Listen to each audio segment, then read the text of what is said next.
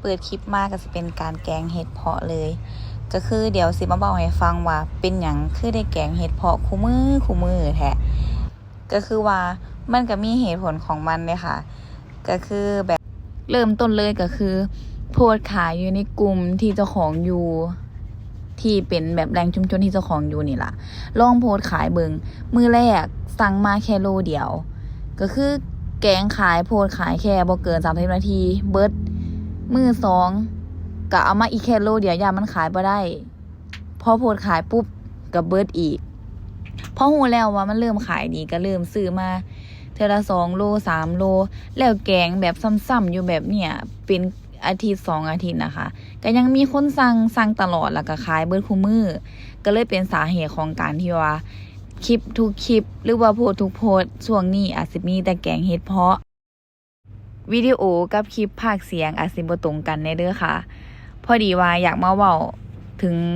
คนที่ถามมาว่าเป็นหยังคือแกงเห็ดเพาะคู่มือแล้วก็เห็นโพสต์ตลอดสาเหตุมันก็เป็นแบบนี้ล่ะค่ะก็คือโพสต์ขายนี่เบิดติดกันเป็นอาทิตย์แบบว่าเฮามาอยู่เมืองกรุงเนาะมันก็หากินยาก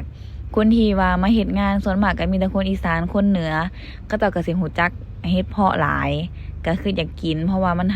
หาซื้อยากค่ะแทบสิบ่มีเลยการขายของเฮาก็คือเริ่มโพสต์ขายตั้งแต่ประมาณช่วงเช้าแล้วก็สิเริ่มส่งตั้งแต่ 4 โมงแลงพอส่ง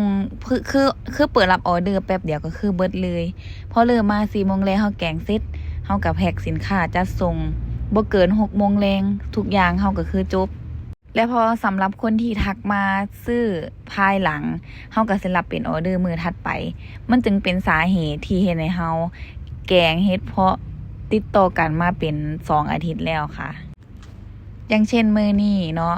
เฮาก็ซื้อเห็ดเพาะมาประมาณ3 โลพอแกงเสร็จแล้วตักขายเบิดตั้งใจว่าสิเก็บไว้ให้กินก็บ่พอได้กินมื้อใดก็ตั้งใจว่าสิเก็บไว้ให้กินก็บ่ได้กินก็เลยกลายเป็นว่าได้มากินตำบักหุ่งถ่ายคลิปให้ทุกคนเบิ่งค่ะตำบักหุ่งก็เผ็ดเชื่อบ่ค่ะว่าตำบักหุ่งจานใหญ่ๆที่ทุกคนเห็นเมื่อกี้แล้วก็มีพัดเส้นเล็กที่จานใหญ่แฮงคือกัน